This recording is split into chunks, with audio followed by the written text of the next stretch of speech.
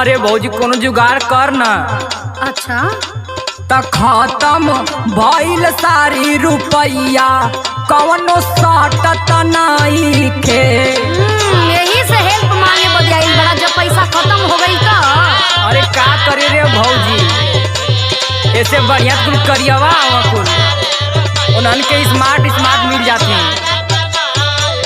अरे देवर जी तोहार समस्या ढेर बढ़ियार बा हो।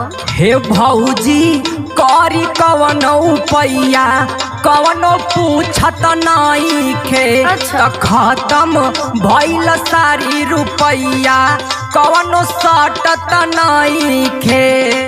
कौनो खे जड़ी बूटी तू लियावा हो, कौनो खे जड़ी बूटी तू लियावा हो। लड़की फसावे के तरीका तू बतावा हो।